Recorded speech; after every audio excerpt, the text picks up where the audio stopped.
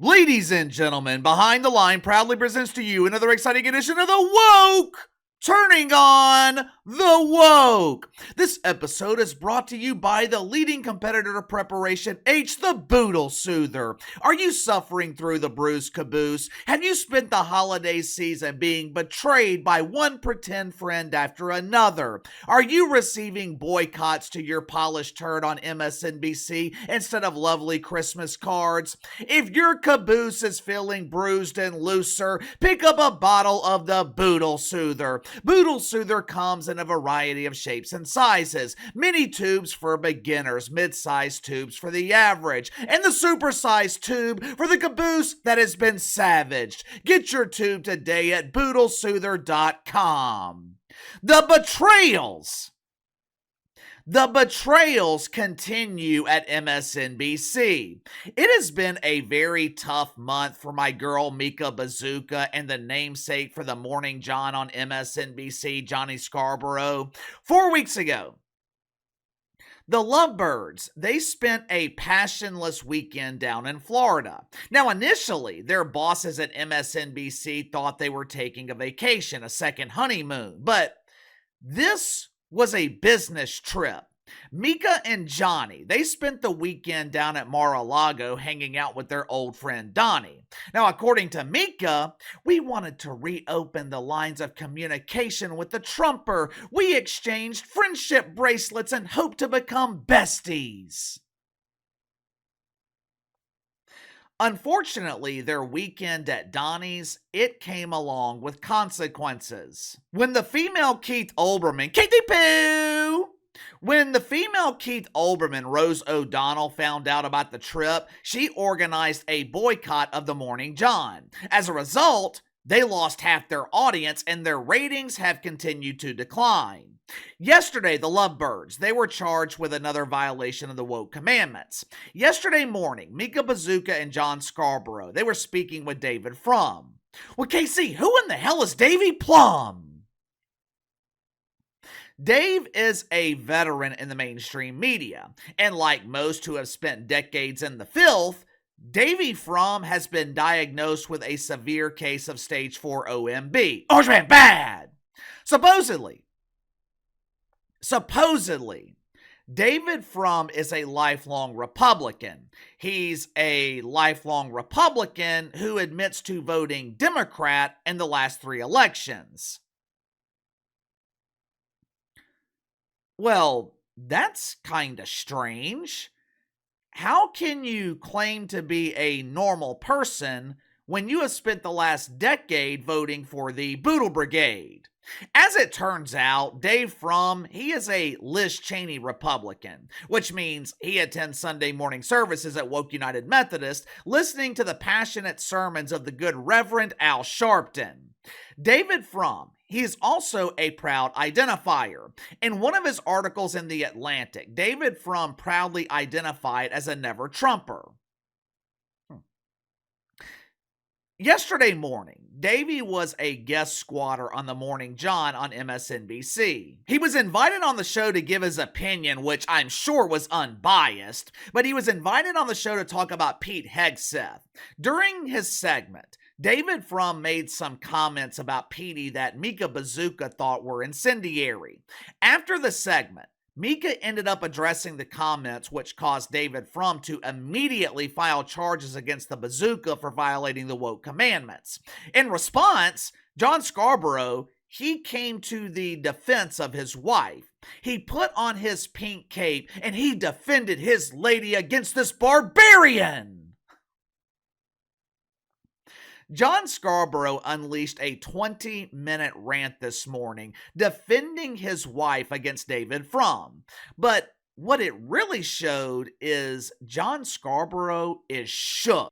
And the reason he is shook is because Mika and Johnny, they are in the midst of learning a very valuable lesson the hard way. It's a lesson that we have taught many times right here on the channel.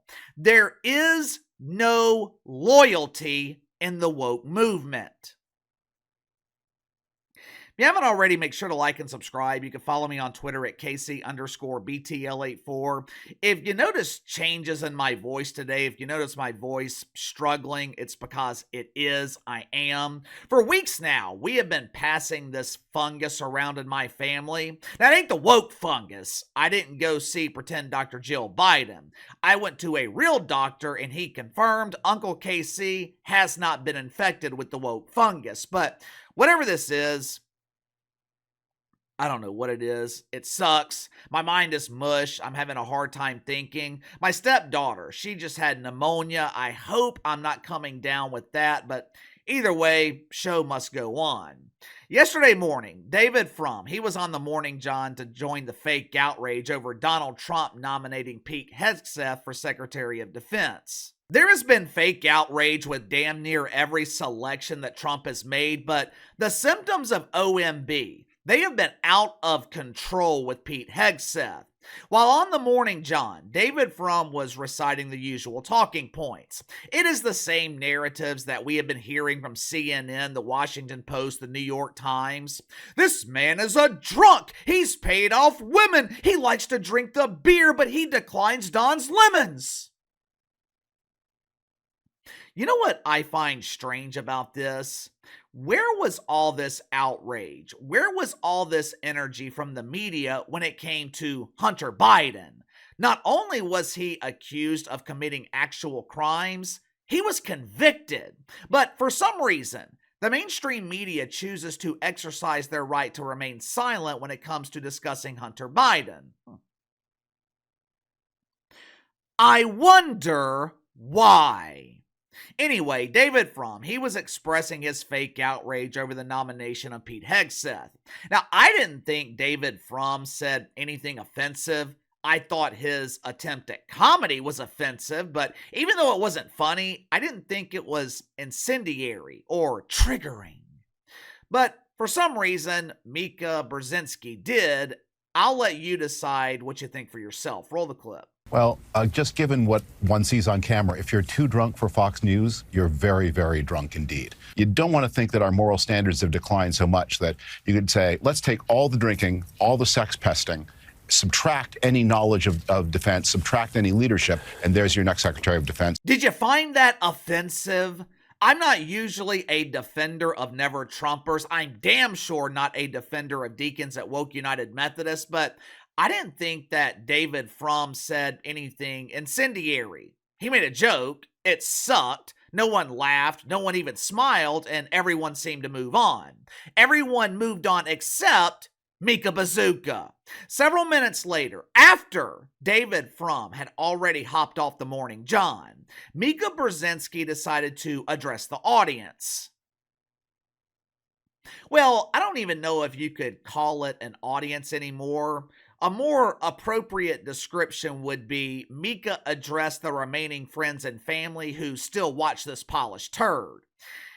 I wouldn't say that Mika apologized for David Frum's attempt at comedy, but I guess you could describe it as a subtle apology or maybe covering your own ass. Watch it for yourself. There was a comment made about Fox News in our coverage about Pete Hegseth and the growing number of allegations about his behavior over the years and possible addiction to alcohol or issues with alcohol. The comment was a little too flippant for this moment that we're in. We just want to make that comment as well. We want to make that clear. We have differences in coverage with Fox News, and that's a good debate that we should have often. But right now, I just want to say there's a lot of good people that work at Fox News who care about Pete Hegseth, and we'll want to leave it at that. First of all, here's my main problem with this. Why didn't Mika Brzezinski say that to David Frum's face? Why didn't she interrupt the segment and tell him that to his face? Why did she have to wait all the way till he left to make those comments? And what moment is she talking about? What moment are we in? Are you talking about the era of fake outrage? Are you talking about the era of people making a living by being offended? Are you talking about the era of feelings? If that's the moment that Mika is talking about, we are trying to get away from that moment. Again, I didn't think David Frum said anything offensive, wrong. He made a joke about the booze and Fox News. Who really cares? Now, long story short, David Frum, he wrote an article in The Atlantic with the headline, "The Sound of Fear on the Air." Throughout the article, he insinuated that the lovebirds on MSNBC are living in fear of Donald Trump. In response, this morning on MSNBC, John Scarborough, he dedicated the first 20 minutes of the show, the entire A block, to defending his wife Mika Brzezinski against David Frum. "I will defend my lady's honor. We are not afraid of the Trumper, and we are not afraid of this barbarian David Frum. We are journalists, damn it. John Scarborough fears no one." John Scarborough can claim all he wants that he's not living in fear, but Uncle KC ain't buying it. Do I think he's afraid of the Trumper? No. Do I think he is afraid of David Frum? No. Do I think he's afraid of losing his job at MSNBC? Do I think he's afraid that he has alienated his base audience? Do I think he's afraid that he is losing support? Yes, yes, and yes. You see, John Scarborough, he is just the latest example of learning this lesson the hard way. There is no loyalty in the woke movement. You are either in 100% compliance or you're out. You either toe the line or your invitation to the Traveling Butt Bongo Festival gets rescinded. This always happens. Normal people, we can disagree. Normal people can be critical of each other and move on. I have been critical of conservative media in the past. There have been times where I've been critical of Fox News or the New York Post, but that doesn't mean I'm going to boycott them. That doesn't mean I come on the channel and tell you guys to quit watching, quit supporting. John Scarborough had one meeting with the Trumper. One meeting. And Rose O'Donnell organizes the Boodle Brigade and boycotts the show. I don't get it. I don't get it. These people always turn on each other. They always betray each other. They always devour themselves. Give me your thoughts on this. Are John Scarborough and Mika Brzezinski afraid of the Trumper? I didn't understand why they felt the need to subtly apologize for David Frum's remarks. I didn't think it was all that big of a deal. Why do you think they apologized? Or why did Mika refer to the remarks as flippant or whatever she said? That's too flippant for the moment we're in. What the hell does that even mean? I think they are covering their own ass because they're afraid their jobs are on the line. What about you? Let me know. Sound off in the comments below. I'll see you guys later.